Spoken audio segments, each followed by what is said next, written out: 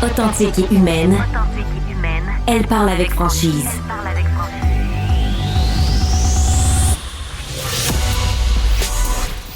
Elle traite l'information avec rigueur et efficacité. Une approche fraîchement moderne de l'actualité. Isabelle Maréchal. Bonjour tout le monde, bon jeudi matin, j'espère que vous allez bien. Merci d'être là, je suis ravie d'être avec vous. On va passer les 2 prochaines heures ensemble. Beaucoup de dossiers qu'on aborde à cette émission vous font réagir. Évidemment, j'ai reçu depuis hier, depuis mon témoignage avec Julie, la mère de cette jeune de 14 ans qui est coincée là, dans les dédales de la DPJ depuis. Et je dois vous dire que malheureusement, je l'ai dit hier dans l'émission de mon collègue Benoît Dutrisac, parce qu'on l'apprenait dans la foulée de mon émission, cette maman Julie, pour nous avoir parlé, pour avoir rendu public certains documents aux médias, donc moi, à cette émission, pour pouvoir clarifier certains points, sortir sa fille de la DPJ. Elle est rendue à Laval, apparemment, aujourd'hui. Cette mère a donc reçu une mise en demeure de la part de la DPJ pour qu'elle arrête de rendre public des éléments confidentiels du dossier de sa fille, également pour qu'elle arrête de mettre des photos de sa fille sur son Facebook. Vous savez, les mises en demeure comme ça qui sont envoyées aux citoyens parce qu'ils dénoncent des situations, moi, j'haïs bien ça. Je trouve que c'est une façon de museler la presse par citoyens interposés. Puis je me sens mal, puis en même temps, parce que je vous demande, à vous, de témoigner. Je vous demande tous les jours, si vous avez des enjeux, si vous avez des problèmes, appelez-nous, téléphonez-moi au 1-877-827-2346, puis on va faire part de votre enjeu, de votre problème, parce que si vous vivez une situation, c'est fort possible que d'autres Québécois, comme vous, la vivent aussi. On essaye de faire avancer le groupe. On essaye un peu de changer le monde avec un petit dossier à la fois. Chacun fait son bout. Puis là, bang, il te tombe une mise en demeure dessus qui te fait taire. Y a-tu quelque chose qu'on haït plus que ça? Moi, tu me dis de me taire, c'est bizarre. J'ai comme juste envie de plus parler. C'est de même. Je suis née de même, puis je suis sûre qu'on est beaucoup comme ça. D'autres dossiers qui ont fait réagir, celui du CHSLD de la Prairie, on continue d'être là-dessus et je continue d'avoir des témoignages de gens, et pas juste à cette place-là. Ailleurs au Québec, la question des CHSLD et des soins qui sont donnés à nos aidés amène beaucoup de témoignages et fait beaucoup réagir aussi. Et depuis la semaine dernière, j'ai eu beaucoup de témoignages aussi à l'effet que c'était pas évident d'être proche aidant parce que les familles qui ont des proches dans des CHSLD doivent, en plus de donner des soins, parce que c'est pas tous les soins qui sont couverts, on le sait bien, doivent aussi se battre parfois contre le système. Et j'ai été très touchée par plusieurs témoignages que j'ai reçus, puis je voulais qu'on aborde cette question-là ce matin, mais dans un aspect complètement humain, c'est-à-dire derrière la proche aidance, puisque c'est comme ça qu'on l'appelle maintenant, on dit moins aidant naturel, mais voyez-vous, je parlais à Chloé Sainte-Marie hier, qui a beaucoup fait là, pour les proches aidants, qui a beaucoup revendiqué à l'époque d'ailleurs de Marguerite Blais, donc ça fait longtemps, là, à l'époque où Marguerite Blais était ministre des Aînés, et où il y avait peu de ressources, où on essayait d'avoir un peu plus de fonds aussi pour les aidants qui font du bénévolat. Chloé me disait là, que c'était excessivement difficile encore aujourd'hui. Alors, on va en parler, puis je veux donner la parole ce matin à tous ces proches aidants, ces aidants naturels. Vous êtes 1 sur 3 au Québec à donner bénévolement de votre temps. Vous allez me dire, il y en a qui vont dire, c'est normal, c'est ma mère, c'est mon père, c'est mes enfants, parce que aussi, être proche aidant, là, c'est aider tous nos proches. Ceux qui peuvent aider, aident. Et j'ai été très touchée par le témoignage d'Isabelle Saint-Pierre-Tremblay, qui est maman de 2 ados, de 12 et 15 ans, et qui est aidante naturelle de sa mère, qui est atteinte d'Alzheimer avec démence. Isabelle est avec moi en studio. Merci beaucoup d'être là. Ça fait plaisir. Bonjour, Isabelle. Et je trouve que votre témoignage va toucher plein de monde parce que ce que vous vivez, là, Isabelle, je suis sûre qu'il y a plein de gens au Québec qui le vivent aussi. Racontez-nous un petit peu votre histoire. Là. Vous êtes aidante de votre mère. Comment vous en êtes venue à vous en occuper comme ça de façon quotidienne? En fait, moi, c'est mon père qui m'a mis un peu la puce à l'oreille, je vous dirais. Là, mon père est décédé début 2019, en février. Puis, il m'en avait parlé en juillet 2018, un peu avant sa mort. Il m'avait parlé, il m'avait dit, puis mon père puis moi, on avait pas une relation, père-fille vraiment proche, ouais. Puis pour que mon père me dise, Isabelle, faut que je te parle, je vais avoir besoin d'aide avec ta mère, ça m'a comme un peu surpris. Je l'ai écouté, il me disait des choses comme elle oubliait certaines choses, elle a déjà été à des endroits que là, elle revenait à la maison parce qu'elle disait « je vais avoir besoin de l'adresse », des petits trucs comme ça, tu sais. Mais en même temps, pour moi, c'était pas très alarmant parce que je me dis, bon, on vieillit, on oublie des choses, ça devient normal, ouais. Puis en même temps, ben tu vis pas avec, tu sais, ça doit être ta mère, mais tu vis pas avec elle 24 heures sur 24, c'est très différent. Puis moi, j'avais pas vraiment remarqué ces choses-là. Puis, bon, je vous dirais qu'après le décès de mon père, j'ai fait un voyage avec ma mère. Là, je pense que ça a été vraiment l'élément le plus déclencheur pour moi parce que on était assises ensemble, puis elle me posait une question en particulier. Elle me disait, le collègue, mon conjoint s'appelle Enzo, le collègue Enzo, il est pas québécois, hein? J'ai dit non, il est cubain. Ah, OK. Mais ça prenait 3 secondes à me répéter la question. Mais là, à un moment donné, c'était comme, ben voyons. Ouais. Tu sais, je comprenais pas. Là, je dis, OK, il y a quelque chose qui se passe. Là. Puis pendant le voyage, je la sentais aussi un peu perdue. C'est normal, mais en même temps, ça aussi, je me disais, bon, tu sais, moi aussi, là, à un moment donné, des fois, j'arrive. Mais à partir de quand, Isabelle, vous vous êtes dit, là, l'Alzheimer de ma mère a vraiment pris le dessus sur elle et je dois m'en occuper? C'est vraiment quand on est déménagé avec elle. C'est à ce moment-là qu'on a vu que c'était pas juste des petits oublis anodins, là. C'était vraiment la maladie qui s'était installée, là. Puis, et aujourd'hui, vous vous occupez de votre mère vraiment au quotidien? Oui, à temps plein. À temps plein, ça demande de votre part que vous êtes à la maison, donc vous ne travaillez pas à l'extérieur. Non. Mais c'est beaucoup de travail à l'intérieur. C'est pour ça que je précise à l'extérieur. Oui. C'est quoi votre quotidien d'aidante naturelle? Ben en fait, justement, là, ce qui est un peu, pas bizarre, mais je vous dirais, là, justement, quand ma mère vit des événements stressants, il y a des régressions.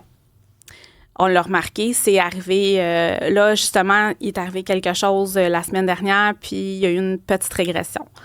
Elle a quel âge, votre mère? 75. Elle va avoir 75 vendredi, en fait. Ce qui n'est pas très vieux, là. Non.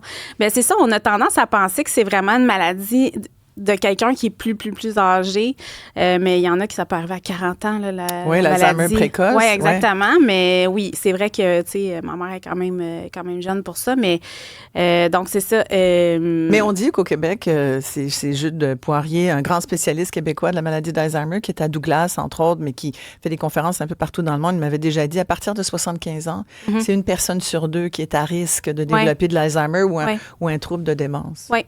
Bien, moi, mon grand-père était atteint d'Alzheimer, le père de ma mère. Il est décédé, je peux pas vous dire s'il est décédé de ça, j'étais trop jeune, mais je sais qu'il était atteint de la maladie. Mon oncle m'en avait parlé là, de qu'est-ce que c'était, puis qu'à un moment donné, il le reconnaissait plus non plus. Est-ce que vous pensiez, à l'époque, il y a quelques années, être obligé d'être si près au quotidien de votre mère, de lui prodiguer des soins, d'être un peu une infirmière pour elle, finalement? Non. Moi, quand on a décidé de faire Bigénération avec ma mère, on pensait même pas à ça. Moi, je me voyais là, vraiment, ça va être le fun. Parce que j'ai toujours eu une belle relation avec ma mère, j'ai toujours été proche d'elle. Fait que je vous dirais que ça, c'est le plus difficile au quotidien, là, de voir que... Est-ce qu'elle vous reconnaît? Oui, elle me reconnaît. Oui, on n'est pas rendu là.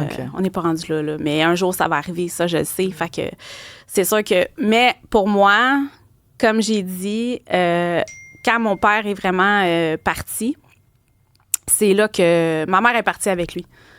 C'est vraiment là, c'est comme ça que je le vois là. C'est vraiment comme ça que je le vois, malheureusement. Ça arrive, ça. Oui, ça arrive.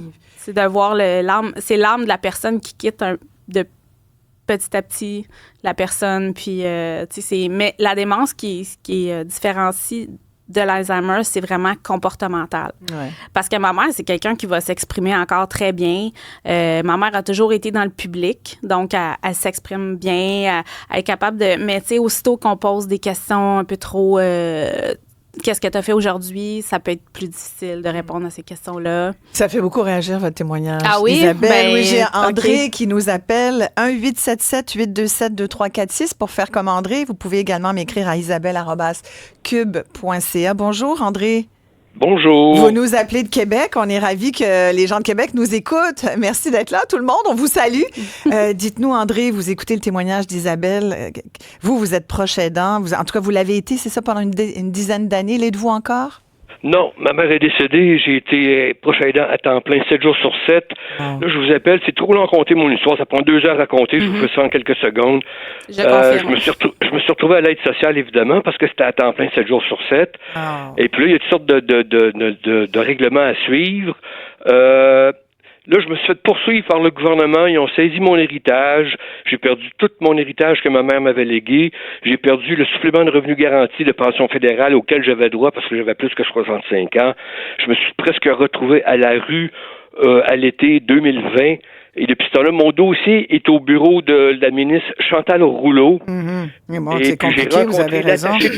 J'ai rencontré l'attaché politique de Mme Rouleau. Et puis, depuis ce temps-là, madame, je vous jure que c'est les 12 travaux d'Astérix à la puissance 1000. Au point, ils m'ont tellement écœuré. Moi, je ne vote plus, madame. Mais dites-moi, André, je comprends que ce dossier-là est plus complexe, puis on va le mettre un petit peu de côté, mais sur la proche aidance que vous avez été proche aidant pendant des années. Qu'est-ce que vous retenez de cette expérience-là? Parce que là, vous nous dites, ça m'a tellement atteint que ça a même nuit à votre situation personnelle à vous. Parce que quand on est obligé d'arrêter de travailler pour s'occuper d'un proche, c'est un lourd poids financier aussi, là, André. Comme je vous dis, écoutez, je me suis presque retrouvé à la rue. Au niveau humain, je vous dis que justement, c'est énormément de travail. Des médecins m'avaient averti, fais attention, tu vas accumuler de la fatigue, puis à un moment donné, tu vas avoir une grosse vague qui va t'arriver dans le dos, elle va te tomber ses épaules, puis la vague, tu la vois pas venir, c'est exactement ce qui est arrivé. Oui, c'est terrible. Puis, je vais vous dire, mais je me suis quand même surpris. J'ai appris beaucoup à travailler parce que ma mère, ils l'ont ballotté à gauche et à droite à bien des endroits. J'ai eu observé beaucoup les thérapeutes, comment ils travaillaient, parce que c'est moi qui ai continué le travail après. Je me suis découvert des talents comme psychologue, parce qu'à un moment donné, ma mère a eu comme une dépression. Elle pleurait, elle voulait retourner chez elle. Puis elle avait des séquelles neurologiques suite à l'accident qu'elle a eu. Les médecins à l'Enfant Jésus au Québec m'ont dit, si j'avais pas été là, ma mère serait morte au bout de son sang. Je lui ai sauvé la vie. Ça, c'est les médecins qui m'ont dit ça. Puis malgré ça, le gouvernement du Québec a saisi mon héritage, ils ont vidé mon compte de banque, puis ils m'ont presque envoyé à la rue. Eh boy, mon Dieu.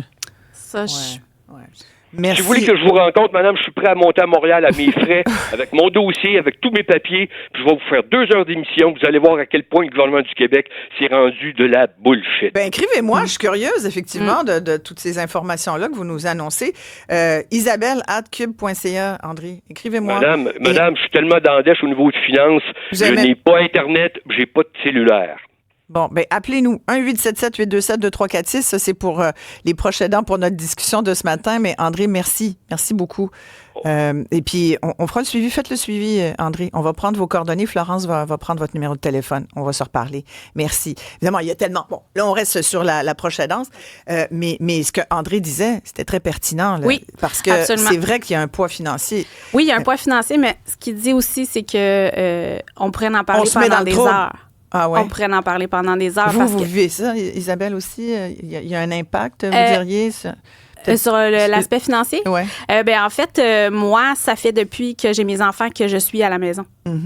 Puis je vous dirais que le fait, justement, d'être à la maison et en plus de vivre avec ma mère, c'est quelque chose qui me nuit énormément dans l'aide que je peux avoir parce que pour le système... Oh, l'aide que vous pourriez recevoir du gouvernement, par exemple. Oui, parce que pour le système, ma mère est au paradis. Parce que moi, je suis à la maison de toute façon. Vous êtes gratuite? Vous êtes une ressource gratuite? Oui, exactement. Ouais. Exactement. Puis comme moi, j'ai compris que pour avoir les prestations pour proche aidant, on doit quitter son emploi. Et là, on a des prestations, mais moi, je ne travaillais pas d'avance. Oui, je comprends. Donc, vous ne fitez pas dans les critères. Non, exactement. Vous ne répondez pas à ce critère-là. Non. Il faudrait que vous retourniez sur le marché du travail. Oui, mais là, c'est impossible de toute façon. Je ne pourrais pas, avec ma mère, c'est impossible juste ce matin. Ce que vous me dites, c'est qu'une mère de famille comme vous qui décide d'élever ses enfants à la maison... Oui. Puis c'est un choix magnifique. C'est un choix avec mon conjoint aussi. Voilà, bon, c'est vraiment, oui. C'est très bien. On ne débat pas du choix. C'est bien d'aller travailler, puis c'est bien de pouvoir être à la maison avec ses enfants. Vous avez fait ce choix-là. Oui. Et là, vous êtes pénalisé quand vient le temps de vous occuper, d'être proche aidante de votre mère. On dit, oui, mais vous êtes déjà chez vous. Oui. Ben voyons donc. Oui. Puis même ma mère, elle a été à l'hôpital 1 mois cet été. Ça n'avait pas rapport avec sa maladie. Ma mère, elle a des étourdissements depuis quelques mois. Donc, moi, elle a été à l'hôpital. Puis je vous dirais que dans cette période-là, en plus, moi, j'allais vraiment pas bien. J'avais parlé avec ma conseillère aux familles à la Société Alzheimer. Puis elle m'avait dit, Isabelle, peut-être que tu pourrais profiter que ta mère est rentrée dans le système de santé, si on veut. Oui. Puis pour la faire relocaliser, pour qu'elle soit hébergée immédiatement. La faire placer, comme on dit. Oui, exactement. Cette idée de la placer, est-ce que ça... Oui, on est en attente, là. Ouais. Oh, oui. Même avec tout ce qu'on dit sur les placements? Oui. Ouais. Mais c'est parce qu'à un moment donné, il faut penser à nous aussi. Puis je veux dire... C'est pas parce tout... que vous n'avez pas d'aide, là, dans le fond. Non, j'en ai pas. Ouais. Non. Moi, je suis enfant unique. Oui, j'ai mon conjoint, mais mon conjoint travaille. Il est pas là à la maison. Non, puis j'ai pas de frère, j'ai pas de sœur. Donc, je suis seule.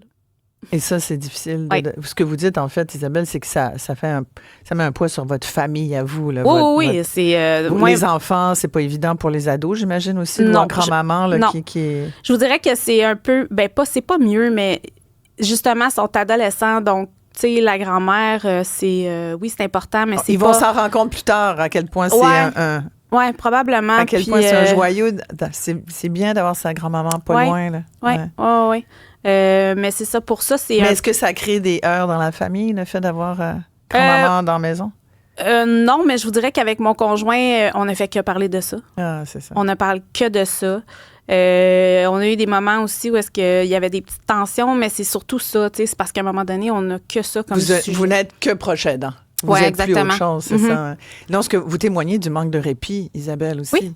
S'il y avait des véritables répits pour les proches aidants, et les chiffres sont assez incroyables, c'est presque 2,5 millions de Québécois. C'est fou, hein? Et de Québécoises. Même moi, Ouais, c'est beaucoup des femmes, d'ailleurs. Puis c'est pas seulement les gens qui sont... 2,5 millions oui, de monde au Québec qui travaillent gratuitement. Oui. Imaginez si tout ce monde-là arrêtait demain matin. C'est genre une grève des proches aidants. Ça n'a aucun sens. Aïe. Le ministre Carman serait obligé de sortir. Il serait obligé de sortir dans les médias, c'est ça sur ça.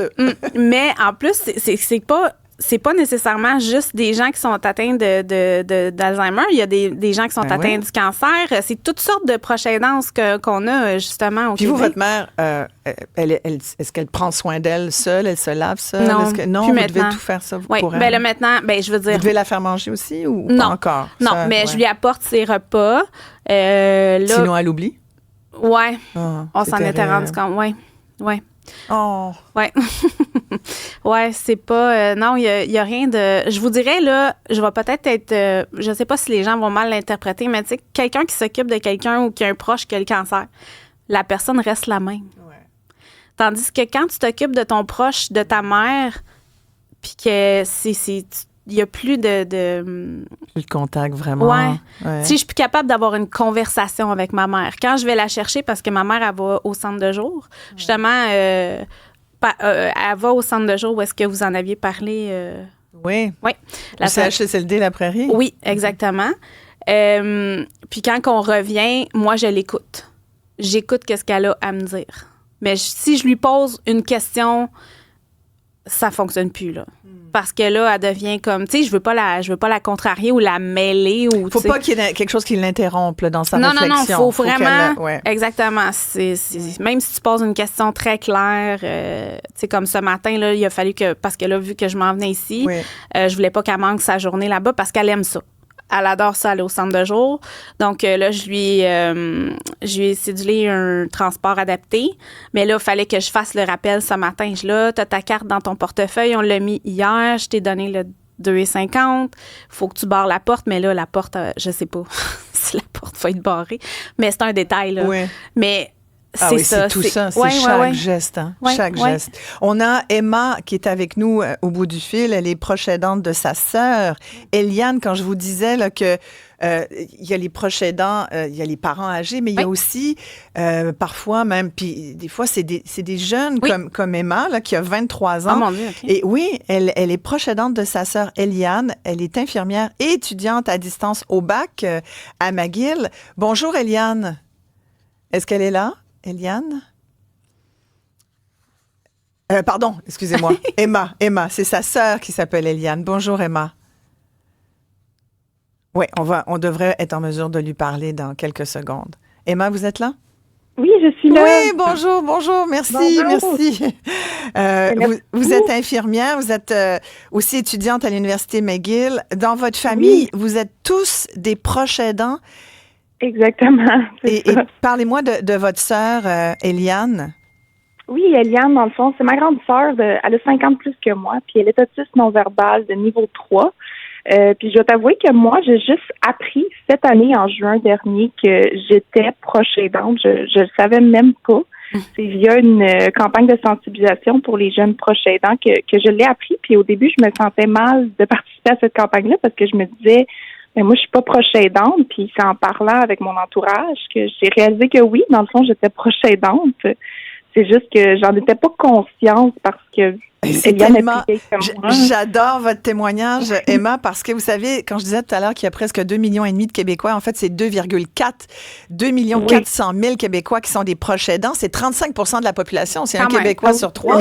Et c'est une enquête d'un organisme qui s'appelle l'Appui qui avait rendu public ces chiffres. Et là-dedans, dans le même sondage, on disait qu'il y avait à peu près un aidant sur 3, comme vous, Emma, qui ne se considérait pas vraiment aidant, qui était comme pas conscient qu'il était aidant naturel. Oui.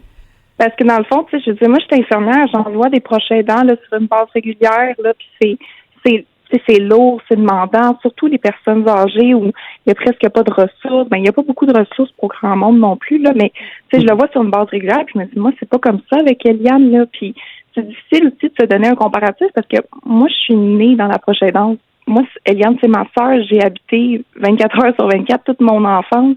T'sais, j'avais 8 ans, puis je donnais ses bains, puis pour moi, c'était juste normal. Pour moi, c'était... Ah, ouais. Mais c'est juste de jouer avec ma sœur, ça. Ouais. Il y a une personne aidante naturelle sur 3, écoutez ça, qui a moins de 21 ans. Le tiers des aidants naturels a moins de 21 ans. C'est des jeunes. Ouais. C'est incroyable, quand même. Isabelle, vous voulez parler à Emma? Ben oui, mais c'est ça. En fait, je pense que je comprends exactement ce que vous voulez dire parce que même moi, tu sais, c'est ma mère. Donc, tu sais, c'est sûr qu'on se considère pas comme proche aidant parce que je pense que c'est juste un terme qui est utilisé parce qu'on prend soin de la personne. Mais je veux dire, exactement. Pour moi, je vis avec elle en plus. Ouais. Donc, vous documentez tout ça sur votre TikTok, Emma? Oui, ça fait à peu près 1 an que, dans le fond, c'était dans le but de faire de la sensibilisation sur l'autisme. Parce que moi, étant jeune, tu sais, la réalité d'une personne qui est autiste non-verbale de niveau 3, c'est pas Eliane qui va prendre son TikTok et commencer à filmer, elle n'est pas capable. Ouais. Fait que, c'est nous qui doit parler pour elle. Elle n'est pas capable de parler, elle n'a pas de voix. Fait que c'était pour sensibiliser là-dessus. Puis éventuellement, c'est là que justement l'organisme L'Appui m'a approché pour faire une campagne de sensibilisation. Puis ça m'a vraiment émue parce que j'ai plein de messages de plein de jeunes qui me disaient comme quoi que ça leur a fait du bien de voir des vidéos comme ça, que je parle justement de la santé mentale quand on grandit puis qu'on est ado puis que on peut pas en parler avec nos amis parce qu'il y a personne qui a cette réalité-là. Fait qu'on est comme un peu tout seul quand on se cherche un peu. Fait que ça m'a vraiment touchée de voir à quel point, tu sais, j'étais pas toute seule justement, là, qu'il y en a plein, mais qu'on se considère juste pas proche aidant parce qu'on le sait pas. Et vous, c'est 20 heures par semaine environ là, que vous donnez comme soins? Ben oui, mais dans le fond, c'est que c'est des soins, tu sais, Eliane, comme je dis, je l'accompagne, je joue avec elle, c'est ma soeur, je fais de la stimulation, je l'amène avec moi. Fait que 20 heures, c'est un approximatif là, dans le sens qu'elle a une éducatrice qui vient 4 fois par semaine dans la journée. Les week-ends, des fois, chez mamie, papy. Mais sinon, tu sais, je suis couramment à la maison. Là, j'habite là, en fait. Là, fait que c'est dans mes plans de rester proche de ma soeur. Des fois, il y en a qui me disent c'est difficile de prendre son envol puis de partir, mais moi, c'est pas mon but. Moi, c'est de rester avec ma soeur puis de prendre soin d'elle. Toute votre vie? Ben, je sais que, tu sais, il y a des centres comme les maisons Véro et Louis qui peuvent ouvrir tout ça, puis c'est sûr qu'on a appliqué, puis on croise les droits qu'il va y avoir une place, mais on n'est plus les seuls, on sait qu'il y en a plein, puis c'est restreint les places, fait que tu sais, on va toujours s'occuper d'Eliane autant qu'on peut, puis on mise pour son bonheur à elle, puis son développement à elle, mais c'est ça, on évalue les éventuelles possibilités d'une place comme ça qui serait bien pour elle. Sinon, moi, je m'implique beaucoup. Je prends ça dans mes plans. C'est pour ça que je suis infirmière, puis je me dis que ça se déplace, c'est flexible comme emploi quand même pour certains aspects, là. Donc, c'est ça. Mais Isabelle, vous disiez aussi, quand Emma a parlé de la solitude aussi, oui. est-ce que vous diriez toutes les deux que c'est peut-être le plus difficile? Je dirais pas la solitude en tant que telle. Comme proche aidant, là, bien sûr. Oui, mais je dirais que moi, personnellement, de mon côté, je trouve que je vis des frustrations du fait que c'est vrai que les gens ne comprennent pas et c'est normal qu'ils comprennent pas. Tu sais, moi, j'essaie d'expliquer qu'est-ce que je vis au quotidien, puis c'est normal, la personne ne peut pas comprendre. Puis on vit des frustrations parce qu'on essaye de dire que c'est vraiment ça qu'elle fait ou c'est vraiment ça la situation. Tu sais, mais vu, comme je vous ai dit, ma mère, elle s'exprime encore très bien, quoi que ce soit. Là, des fois, on a des commentaires. Ah, ben moi, je la trouve pas si pire que ça. C'est pas si pire. Ouais, hein? c'est ça. Fait que ça vient me chercher. Pourquoi je dirais. pas si pire, pourquoi tu te plains? Ouais, Genre un peu derrière ça, non? Non, c'est peut-être pas comme ça que je le vois parce que c'est plus dans ma famille, tu sais, mettons, que c'est comme ça, là, mais ou le fameux puis ta mère, elle va-tu mieux? Elle a l'Alzheimer. Ouais, c'est ça. Ouais. Mais tu sais, je peux pas en vouloir aux gens, là, tu sais, c'est comme, on dirait que c'est, je sais pas, c'est un automatique. Au moins, ils posent la question. Ouais. Au moins, ils sont intéressés. Mais Emma, est-ce que vous auriez un message pour les proches aidants? Il y a une personne sur 3 qui nous écoute, là, normalement, qui est proche aidant. Donc, vous auriez un message pour peut-être les jeunes qui sont à l'écoute aussi puis qui vivent ce que vous vivez? Oui, ben moi, écoute, je te dirais que de reconnaître le fait qu'on est proche aidant, c'est vraiment une grosse étape de faire comme, j'aide quelqu'un plus qu'une heure par semaine, ben je suis peut-être proche aidante, puis de savoir s'identifier là-dedans parce que c'est avec ça qu'on va être capable de mettre nos limites, d'être capable de mettre ses limites, d'évaluer ses besoins à soi, de prendre une minute pour dire, hey, qu'est-ce que moi j'ai besoin pour être une bonne, tu sais, pour être quelqu'un qui est capable d'être proche aidant parce que il faut prendre soin de soi avant, là. C'est sûr que si on est en burn-out en tant que proche aidant, parce qu'il y a des burn-out de proche aidant, il y a des dépressions. Complètement. Il y a un taux élevé de dépression. Et ça, vous avez tellement raison de le dire, les proches aidants meurent à la tâche. Oui. C'est pas rien de dire ça. Et je voulais vérifier le chiffre, puis je viens de le faire. 60% des aidants sont exposés à un risque de surmortalité dans les 3 ans qui suivent le début de la maladie de leurs proches. Oui. Moi, c'est un chiffre qui m'avait vraiment frappé. Il y a un aidant naturel sur 3, 1 sur 3, qui meurt avant son aidé. Oui. Donc, ça veut dire que vous êtes proche aidant de quelqu'un. Il y en a une personne sur 3 là, qui vit cette situation-là puis qui va mourir avant la personne qu'ils aident. Fait qu'il faut vraiment que les aidants naturels prennent soin d'eux parce qu'ils s'épuisent. Emma, vous êtes toute jeune. C'est peut-être pour ça que le tiers, c'est des aidants, c'est des jeunes de 21 ans et moins. C'est beaucoup, là. Ça veut dire que, tu sais, quand on dit les jeunes, ils prennent soin de leurs proches. Ouais. C'est ça qu'on doit garder en tête aujourd'hui. Mais c'est un poids aussi pour vous. Vous commencez la vie. Vous êtes étudiante encore à l'université. Vous allez éventuellement. Comme infirmière. Oui. Vous travaillez comme infirmière. Éventuellement, vous allez avoir votre propre famille. Comment vous voyez évoluer avec vous, votre sœur Eliane? L'autisme, c'est comme l'Alzheimer, là. C'est des soins à vie. On a quand même une évolution, par exemple. C'est ça qui est quand même une belle chose. Là, tu sais, Eliane, elle progresse encore. Puis oui, ça va être des soins à vie, mais tu sais, il y a quand même une évolution. Puis elle a vraiment développé un côté social. Puis tu sais, il y a des petits bonheurs. Eliane, elle nous apporte énormément de bonheur. C'est sûr que moi, c'est juste que je suis au travail, je prends soin des gens toute la journée, puis je reviens, puis je prends soin de ma soeur. Des fois, ça peut être lourd et demandant. Fait que c'est sûr qu'au niveau de mon travail, mais c'est ça aussi, infirmière, c'est très flexible, puis il y a plusieurs milieux. T'es pas tout le temps obligé d'être au patient, puis tout ça. Fait qu'il y a différents milieux là-dedans que je peux explorer si je trouve que c'est trop, mais je vais toujours prioriser Eliane. Emma Auger, merci beaucoup d'avoir pris le temps de nous parler. Allez voir ses TikTok à Emma Auger. Elle documente tout ça. Puis on prendra de vos nouvelles régulièrement, Emma. Puis on embrasse votre sœur à distance. Ben, merci beaucoup. Merci. On salue Eliane. Avec nous également, France Boisclair, qui est présidente du conseil d'administration de Proche Aidance Québec. Proche Aidance, qui est justement l'organisme qui vient en aide, qui apporte beaucoup d'outils aux gens aux Québécois, là, les Québécoises, comme vous, Isabelle, et comme tous ceux qui nous écrivent ou qui veulent nous parler ce matin. Bonjour, Madame Boisclair. Bonjour. Vous avez sans doute entendu nos témoignages. J'ai plein de textos comme Jean-Pierre là, qui dit qu'il a perdu sa femme récemment, 68 ans, Alzheimer précoce. Il était aidant naturel pour elle. Il trouve ça dur, c'est sûr. Beaucoup de gens là, qui travaillent à temps plein, qui ont des enfants, qui ont 2 parents aussi, qui parfois sont pas autonomes. Proche Aidance Québec, vous les aidez, ces gens-là, France?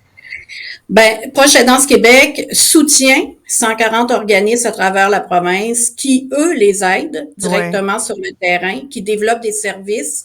Naturellement, au niveau des services aux proches aidants, ce qu'on se rend compte, c'est que c'est beaucoup le communautaire qui donne les services aux proches aidants, si ce n'est que le répit, l'intervention aussi, l'accompagnement psychosocial. J'entendais tantôt c'est Isabelle qui est avec nous. Oui, bonjour. Isabelle, vous pouvez pas me mêler, c'est bien. Non, c'est ça.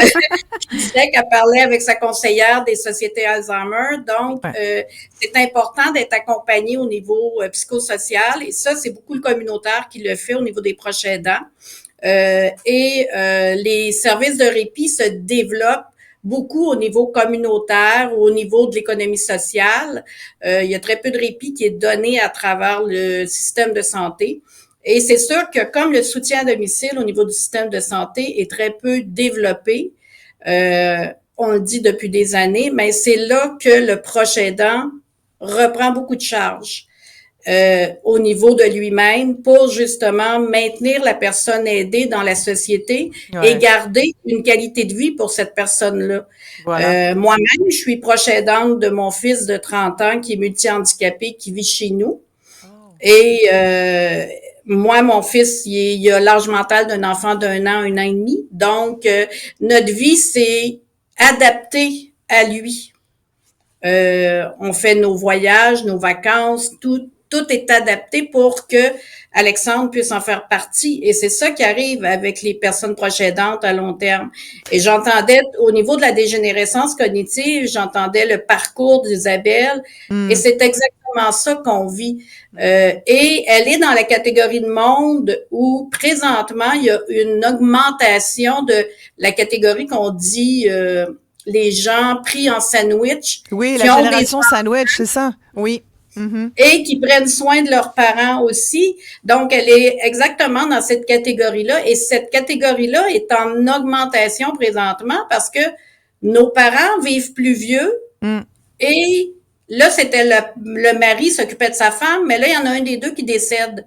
Et là, la fille ou la bru, souvent, va prendre en charge la personne qui va rester. Et dans cette catégorie-là, c'est 62%, c'est des femmes. Ah ouais, ça c'est sûr. Ouais. Mais puis ce qu'Isabelle racontait, c'est comme elle est déjà à la maison parce qu'elle a fait le choix avec son conjoint d'élever ses enfants à la maison, s'ils sont ados, 12-15 ans. Là, elle est comme désavantagée parce qu'elle répond pas aux critères du gouvernement qui dit ben si tu quittes ta job pour prendre soin d'un proche, là tu as une compensation financière. Ça prend 600 heures assurables. Comment vous dites, France? Ça prend 600 heures de travail assurable. Parce que c'est du chômage en réalité. C'est ça. Si je peux juste me permettre un petit commentaire. Tu sais, de toute façon, moi, honnêtement, comme que j'ai dit, moi, j'avais pas de revenus de toute façon. Oui, non, mais quand même. En étant à la maison. Oui, mais moi, j'ai toujours dit, même si on me payait là, pour m'occuper de ma mère, je vais m'en occuper pareil. Mais c'est pour ça que vous n'êtes pas payé, d'ailleurs. c'est non, ça mais le ça change c'est que les gens le disent, mais c'est tellement beau ce que vous venez de dire. C'est que, puis je pense que tout le monde le sait, le gouvernement le sait, puis ils se disent, on espère que ça reste comme ça, parce que dans le fond, c'est du travail bénévole, c'est du don de soi, puis d'une certaine façon, il y a comme quelque chose de... C'est pour ça qu'on disait aidant naturel. Mais l'argent, ça ne changera rien à la situation. Mais un peu d'aide et de répit. Oui, de l'aide, ça, je suis d'accord. Mais je veux dire, l'argent, ça ne change rien. Ça ne changera jamais rien à la situation. Mais oui, le répit. Puis en plus, pour avoir droit au répit, il faut passer par le CLSC. Moi, il faut que je passe par la travailleuse sociale qui est dans le dossier de ma mère. Donc, c'est pas quand qu'on veut, là. Non, ça faut se prendre d'avance, puis, tu sais, comme là... Il y a comme une lourdeur pour avoir accès au service. Oui, puis... En conclusion, France Boisclair, Proche Aidance Québec, peut-être qu'on peut... Est-ce que vous conseillez aux gens de se référer aux organismes communautaires de leur région? Les gens qui nous écoutent, je vais vous dire, il y a plein de gens là qui veulent... Oui. Oui, ou de demander aux intervenantes qui s'occupent du dossier de leur aider de vous référer vers un organisme communautaire de votre région parce qu'il y en a partout. Mais quand ça commence, là, qu'on a personne qui s'occupe de notre dossier, là, que c'est pas encore un dossier, que ça commence, que les gens se rendent compte qu'ils sont aidants alors qu'ils ne savaient pas trop il y a 5 minutes. Là. Mais même quand le diagnostic est pas posé, dans les organismes communautaires, on va vous accompagner, puis on va vous aider justement à faire ouvrir le dossier. Puis à aller chercher une intervenante. Votre site Internet aussi regorge de toutes sortes de conseils et de références. Par région parce que là, j'entendais Isabelle dire au niveau du répit, elle, il faut qu'elle passe par son intervenante. Le problème, c'est que c'est pas uniforme à travers la province. Chaque région est différente à travers le répit et c'est sûr qu'au niveau de la conciliation travail-famille, il reste beaucoup à faire dans l'approche aidance. On espère beaucoup. Honnêtement, là, moi, tu sais, je me considère presque chanceuse de pouvoir être à la maison. Parce que honnêtement, là, je ne me verrais pas concilier travail. C'est impossible. Moi, aujourd'hui, je suis capable de dire que quelqu'un qui fait... C'est impossible. Tu ne peux pas continuer à travailler et t'occuper de quelqu'un... Isabelle, il y a 60% des aidants naturels qui le font. Hein. J'en reviens pas. C'est ça le chiffre, France? Moi, je fais partie de cette catégorie-là. Ouais. C'est ça. Ben, mon mari est à la retraite depuis 3 ans. Moi, j'ai arrêté de travailler 17 ans. Ça fait 10 ans, ça va faire 10 ans et demi que je suis sur le retour sur le marché du travail. Ouais. Merci beaucoup. Ben, bravo. Merci. France Boisclair, merci beaucoup, présidente du conseil d'administration de Proche Aidance Québec. Merci beaucoup, Isabelle. Ça fait plaisir. Isabelle Saint-Pierre Tremblay. On salue votre maman. Ben merci. Comment s'appelle votre maman? Ma maman s'appelle Nicole. Bon, ben Nicole! Oui. Lâchez pas, Nicole! Ouais. Puis moi, c'est la même chose. Là, la jeune fille, Emma, avec son TikTok, moi, je suis pas sur TikTok du tout. J'ai assez de mes ados qui me montrent des choses, mais moi, je suis pas tellement TikTok. Vous êtes sur un Insta? C'est quoi? C'est un Facebook? Oui, un Facebook. Mais s'il y a des gens qui veulent parler, moi, je suis super ouverte à ça. C'est ça quoi fait votre tellement Facebook, bien. alors? Isabelle Saint-Pierre Tremblay. Parfait. Et il y a tellement de gens qui nous ont appelés. Je suis tellement désolée de ne pas pouvoir vous donner la parole aujourd'hui, mais savez-vous quoi? On va reparler de ça. Beaucoup de gens qui téléphonent pour l'Alzheimer aussi, et ça, c'est un sujet en soi. Je vous ai parlé de Jude Poirier, notre grand spécialiste ici au Québec, qui est connu sur la planète pour ses travaux. Il peut pas nous parler tout de suite parce qu'il y a des histoires de vaccins là, qui sont... On s'en reparlera des vaccins contre l'Alzheimer. Ah oui? Mais il est sur le dossier, justement, c'est un des experts qui a été affecté là-dessus. Donc, il peut pas vraiment nous parler avant qu'il y ait des décisions, mais on va parler d'Alzheimer prochainement parce que beaucoup de gens qui disent que c'est terrible. Et ça, là, c'est un mur qu'on va frapper. Là. Oui. Pour les danses naturelles, c'est incroyable. Il y a quelqu'un qui dit, en tout cas, les danses naturelles, une des nombreuses raisons qu'il y a encore de l'espoir en l'humanité, tous ces gens qui aident leurs proches. Inès qui dit, wow, c'est tellement touchant, un don de soi, vraiment. Oui, mais il faut que les gens... Honnêtement, tu sais, ça, c'est la vérité, là. C'est pas facile de faire ça. Non. Puis moi, là, honnêtement, moi, je ne suis pas sur mon X en ce moment, là. Non, moi, je n'ai pas la fibre. Tu sais, il y en a là que c'est... Tu sais, je sais pas si ça vient naturellement, qu'ils savent quoi dire, quoi faire. Moi, ça fait 3 ans que je travaille là-dessus. Puis je dirais que je commence à être pas si pire pour comprendre comment agir, puis comment parler. Puis, En tout cas, Isabelle, il y a un auditeur qui vient de nous écrire. Okay. Merci, réellement. Votre témoignage fait beaucoup de bien. C'est pour ça qu'on fait ça. Merci beaucoup, Isabelle. Ça fait plaisir. Merci à vous.